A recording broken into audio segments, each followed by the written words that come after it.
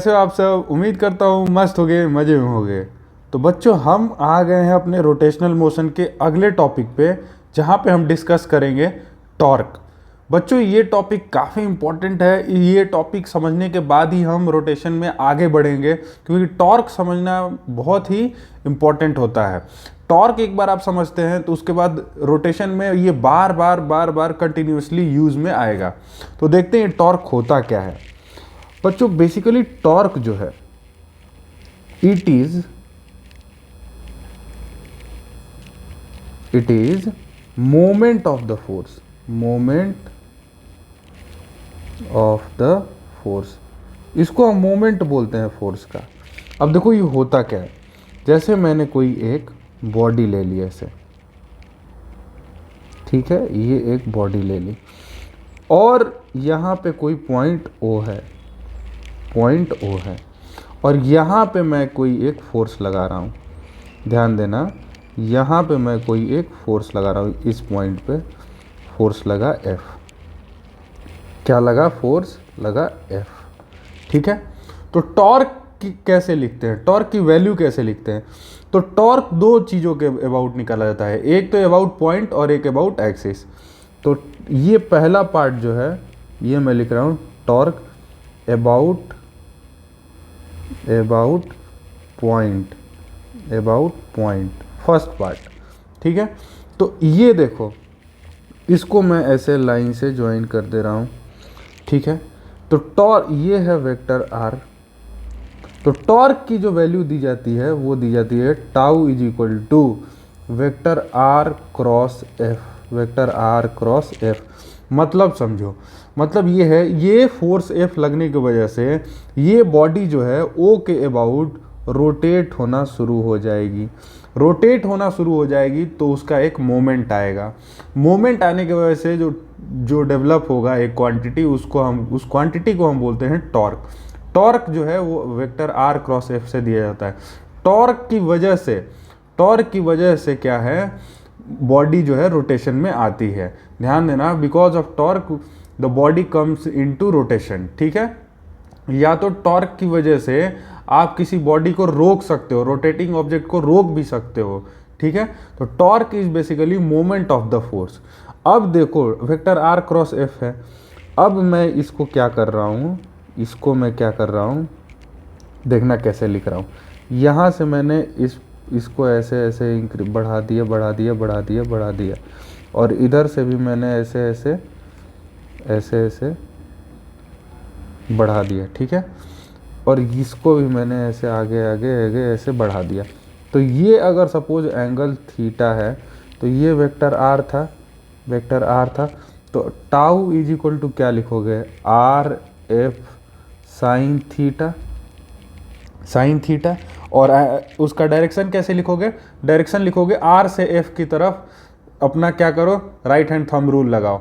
तो आर से एफ की तरफ जब जाओगे तो थंब का जो डायरेक्शन होगा किस में होगा, वो प्लेन के बिलो होगा, प्लेन के बिलो होगा, इनटू द प्लेन होगा।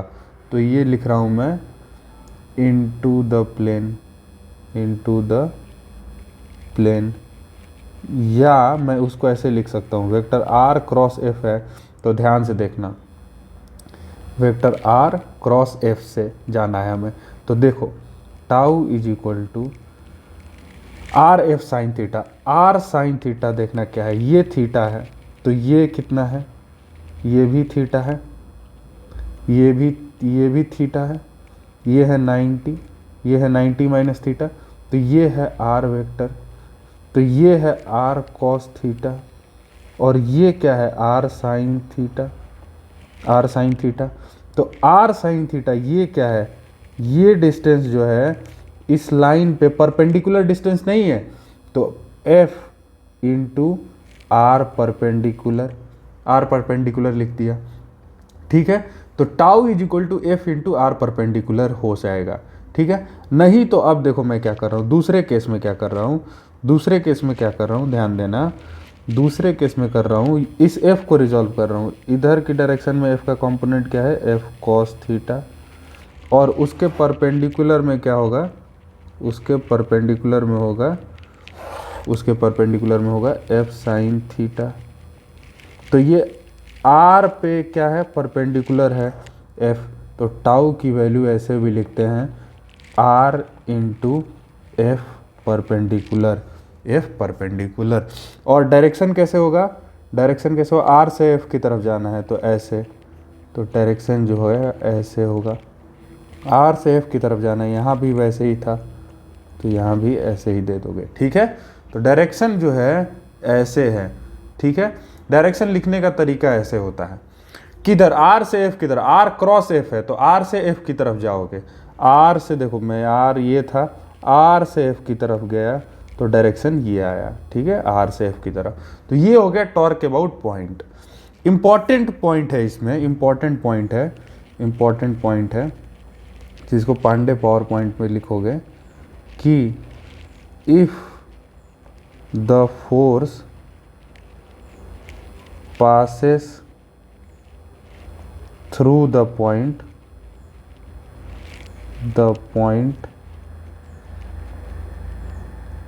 then its torque is 0, then its torque is 0। क्यों 0 होगा, क्योंकि r ही 0 हो जाएगा।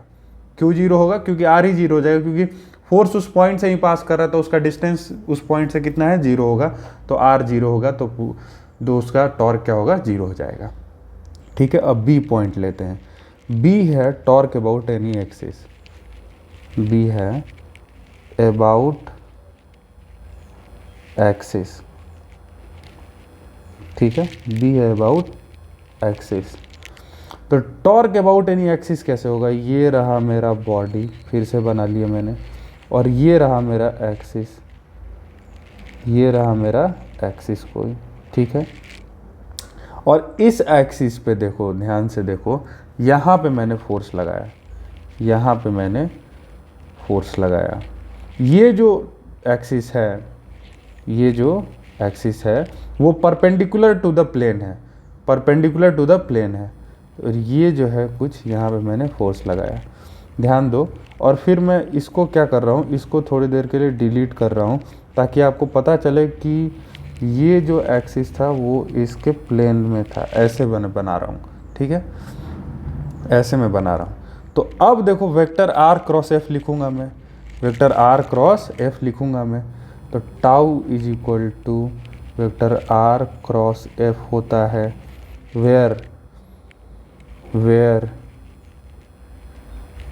r is distance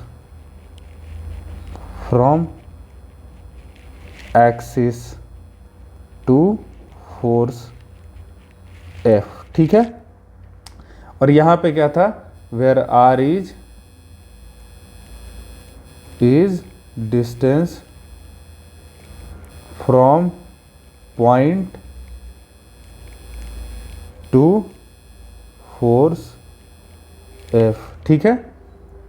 यहाँ पे अब देखो वही आर एफ साइन थीटा, तो tau is equal to r F sine theta, यहाँ भी लिख सकते हैं आर इंटू एफ परपेंडिकुलर, या आर परपेंडिकुलर इंटू एफ लिख सकते हैं, सेम चीज़, ठीक है। ये है वेक्टर आर, ये है वेक्टर आर, ये है मेरा फोर्स एफ, ठीक है। तो समझ में आई बात, यही है सिंपल। इसके बाद इंपॉर्टेंट पॉइंट इसमें आता है पांडे पावर पॉइंट में, ध्यान देना, पांडे पावर पॉइंट में आएगा कि if the force is parallel और passing through axis of rotation, then its torque is 0, then its torque is 0, पहला पॉइंट, ठीक है। ये इंपॉर्टेंट पॉइंट है, ठीक है। और देखो ध्यान से, इसमें एक चीज़ है कि direction of torque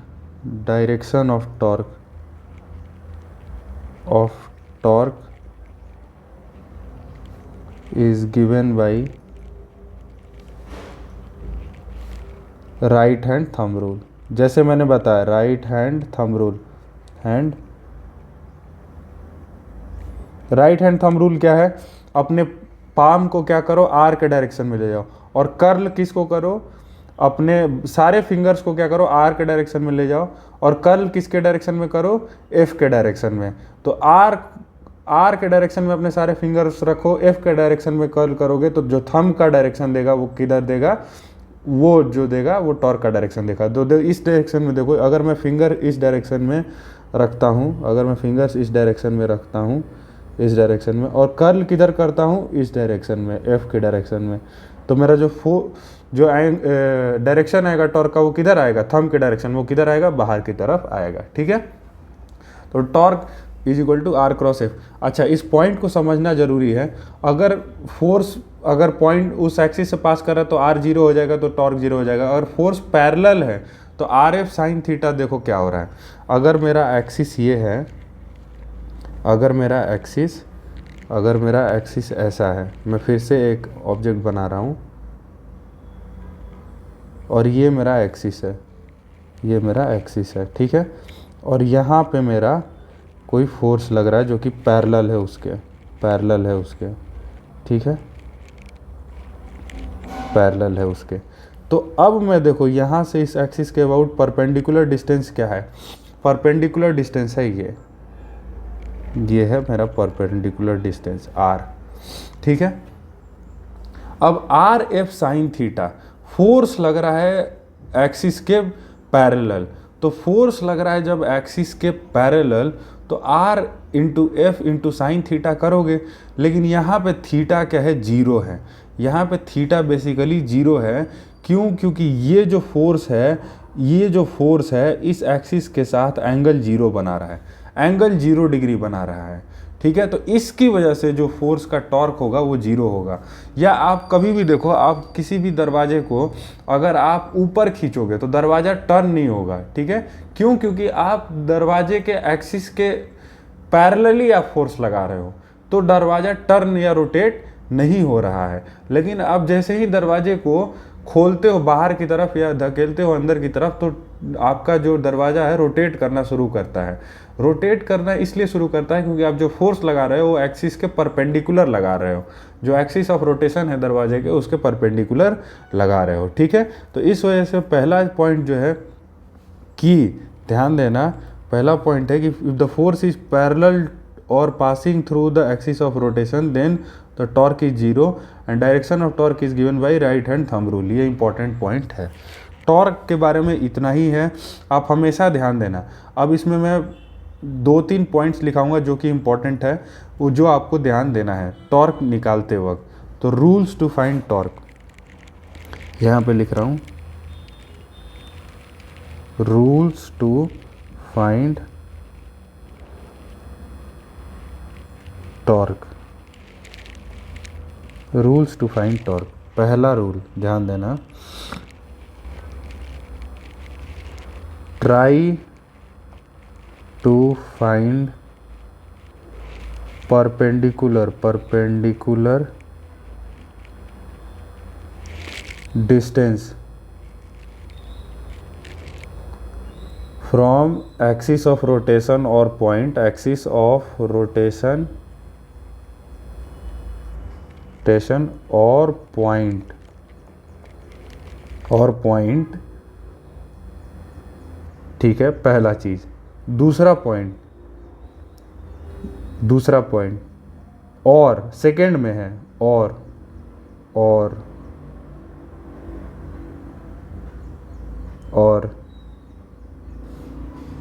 try to resolve force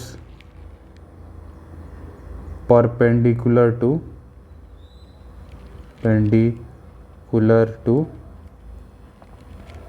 line joining axis of rotation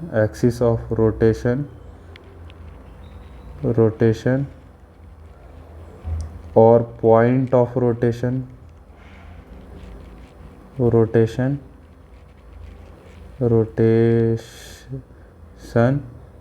and force. ठीक है, समझ में आई बात। तो आपको क्या करना है, पहला तो अगर आपको परपेंडिकुलर डिस्टेंस मिल जा रहा है, परपेंडिकुलर डिस्टेंस मिल जा रहा है तो आप क्या करो, पहले परपेंडिकुलर डिस्टेंस लिख लो, R into F R perpendicular into F कर लो, तो उससे आपका टॉर्क निकल के आ जाएगा। अगर आप आर परपेंडिकुलर नहीं आ रहा है तो फोर्स को रिजॉल्व कर लो, फोर्स को रिजॉल्व कर लो आर के परपेंडिकुलर, तो r into F perpendicular torque हो जाएगा।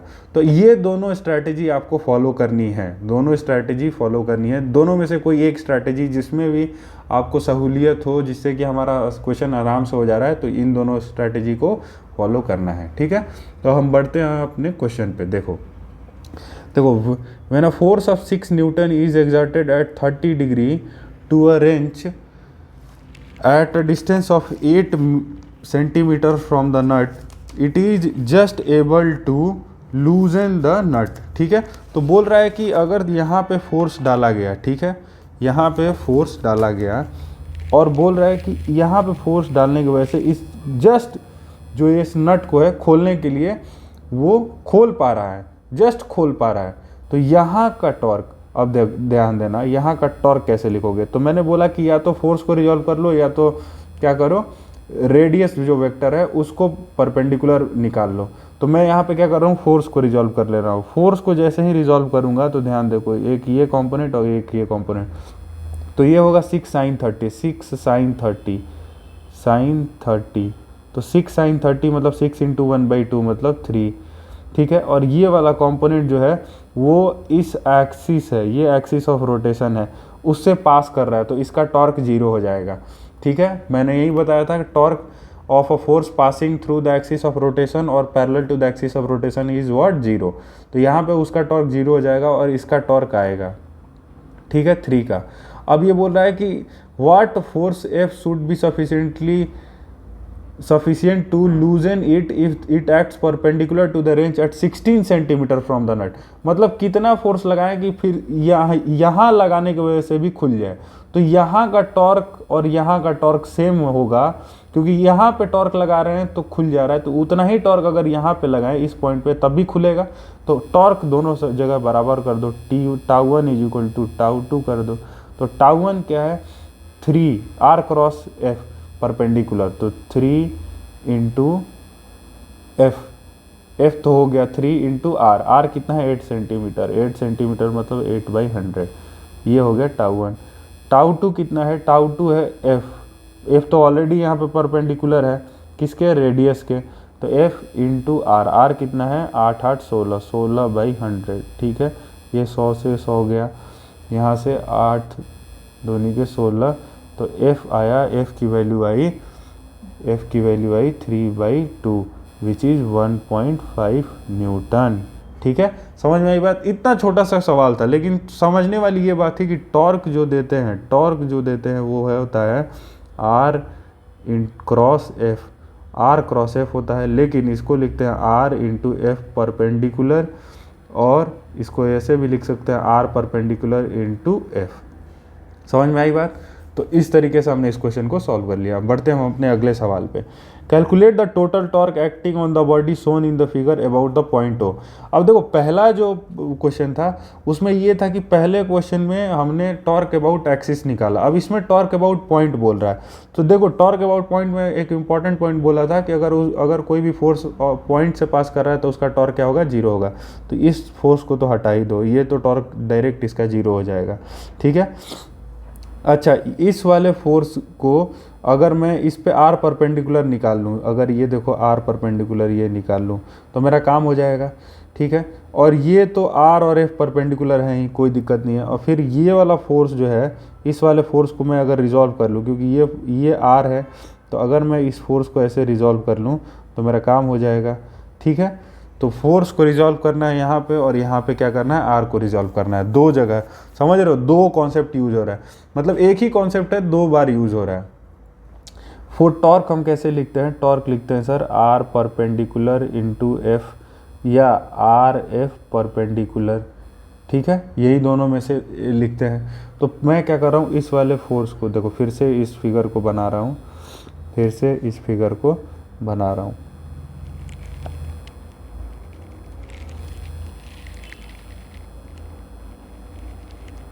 फिर से इस फिगर को बना रहा हूँ, और यहाँ से जो है ये है डिस्टेंस मैं लिख रहा हूँ कितना है 6 सेंटीमीटर।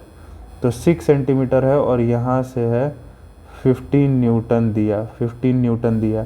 तो यहाँ से मैं ये जो है कितना है, ये डिस्टेंस 6 सेंटीमीटर, ये है 37 डिग्री। तो ये हो जाएगा कितना, ये डिस्टेंस कितना हो जाएगा 6 साइन 37। साइन 37 कितना होता है सर, तो ट्रायंगल बना लो, ये बात पढ़ाया था मैंने। ये हो गया अगर 37 डिग्री, तो ये है 37 डिग्री, तो ये हो गया 3, ये हो गया 4, ये हो गया 5। Sine 37 is what, perpendicular upon hypotenuse 3/5। तो ये हो जाएगा 6 इंटू 3/5 विच इज ऑलमोस्ट 18/5, 18/5। ठीक है, ठीक है। अब दूसरा कौन फोर्स बचता है, ये तो सेंटर था, ये तो सेंटर था। दूसरा फोर्स बचता है ये वाला, तो ये तो ऑलरेडी फोर्स परपेंडिकुलर है इसके। ये फोर्स कितना है 10 न्यूटन है, ये कितना है 4 सेंटीमीटर है, 4 सेंटीमीटर है। ठीक है ये। अब तीसरा फोर्स कौन सा बचता है, तीसरा फोर्स बचता है ये तो आर है। ठीक है, यहाँ पे मैंने फोर्स को रिजॉल्व करना है, तो फोर्स को रिजॉल्व करना है, ये लग रहा है 20 न्यूटन ऐसे, 20 न्यूटन ऐसे। ठीक है, ये कितना एंगल था 150 डिग्री, तो ये कितना एंगल हो गया 30 डिग्री।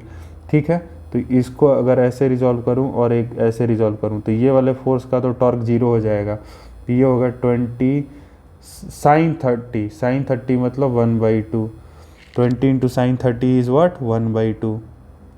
ठीक है, तो ये हो गया कितना 10 न्यूटन। अब टॉर्क लिख दो, टॉर्क लिख दो, टॉर्क लिखना है। देखो यहाँ से वेक्टर आर क्रॉस एफ है, ये है एफ का डायरेक्शन और ये है वेक्टर आर का डायरेक्शन, तो आर क्रॉस एफ पहला ये, फिर ये है वेक्टर आर का डायरेक्शन, ये है एफ का, तो ये दूसरा का टॉर्क ऐसा, और फिर है ये आर का डायरेक्शन, ये है एफ का डायरेक्शन, तीसरे का डायरेक्शन ऐसा। ठीक है, वेक्टर आर क्रॉस एफ का। तो निकालो, पहले का निकालो वेक्टर आर क्रॉस एफ। तो एफ कितना है, एफ है 15 into r perpendicular, r perpendicular कितना है 18/5। कैसा डायरेक्शन है ऐसा। ठीक है, प्लस इसका निकालो 10 इंटू 4, डायरेक्शन कैसा है ऐसा, डायरेक्शन कैसा है ऐसा, प्लस कितना है 10 इंटू कितना डिस्टेंस है, ये डिस्टेंस दिया हुआ है 4 सेंटीमीटर, ये है 4 सेंटीमीटर, ये कितना है 4 सेंटीमीटर, 4 सेंटीमीटर 10 इंटू 4, तो ये कैसा डायरेक्शन है ऐसा। ठीक है, ये हो गया मेरा नेट टॉर्क, ये हो गया मेरा नेट टॉर्क का वैल्यू। तो टॉर्क इज इक्वल टू ये 5 3 जा 15, 18 3 जा 54। ठीक है, प्लस 54। मैं इस डायरेक्शन को पॉजिटिव कंसीडर कर रहा हूँ और इस डायरेक्शन को नेगेटिव कंसीडर कर रहा हूँ। ठीक है, प्लस 54। ठीक है, उसके बाद 10 इंटू 4 40, लेकिन ये डायरेक्शन है तो ये डायरेक्शन है नेगेटिव -40, प्लस ये डायरेक्शन है तो ये डायरेक्शन है पॉजिटिव +40 इज इक्वल टू वाट, ये +40 -40 गया, ये हो गया 54। तो टॉर्क आया 54। ठीक है, टॉर्क आया 54। तो कॉन्सेप्ट यूज़ किया हमने, यही कॉन्सेप्ट देखो हमने एक ही यूज़ किया, ये कॉन्सेप्ट यूज़ किया। अगर आपको ये कॉन्सेप्ट पता है तो आप क्वेश्चन को आराम से सॉल्व कर ले जाओगे, और बाकी ये कॉन्सेप्ट तो आपको हमेशा ही ध्यान में रखना है। ये जो मैंने रूल्स बताए, एक एक रूल इम्पॉर्टेंट है, एक एक चीज़ इम्पॉर्टेंट है, समझना जरूरी है कि टॉर्क बेसिकली है क्या, टॉर्क की वजह से रोटेशन आता है, टॉर्क मोमेंट है, मोमेंट ऑफ द फोर्स है, टॉर्क की वजह से रोटेशन आता है, और रोटेशन आने की वजह से बॉडी रोटेट करना शुरू होती है। ठीक है, और टॉर्क जो है बेसिकली आप निकालते कैसे हो आर क्रॉस एफ, तो आर क्रॉस एफ करने का दो तरीका है, या तो आप आर परपेंडिकुलर निकाल लो या तो एफ परपेंडिकुलर निकाल लो, तो जहाँ जैसी सहूलियत होगी वो वैसा हम कर लेंगे। यहाँ पे देखो हमने क्या किया था, यहाँ पे हमने एफ परपेंडिकुलर निकाला था, एफ परपेंडिकुलर निकाला था। ठीक है, यही किया था एफ परपेंडिकुलर। और यहाँ पे देखो, यहाँ पे हमने क्या किया, यहाँ पे हमने ध्यान से देखो, यहाँ पे हमने आर परपेंडिकुलर निकाला, यहाँ पे हमने आर परपेंडिकुलर निकाला, इस केस में क्या किया, एफ परपेंडिकुलर निकाला। ठीक है, यहाँ पे तो ऑलरेडी था ही आर परपेंडिकुलर एफ परपेंडिकुलर। समझ में आई बात? तो कॉन्सेप्ट देखो इतना ही है, समझना है और उसके बाद उसको आप क्वेश्चन में अप्लाई करना है। तब तक से एंजॉय करिए, मिलते हैं हम अपने अगले लेक्चर में। जय हिंद।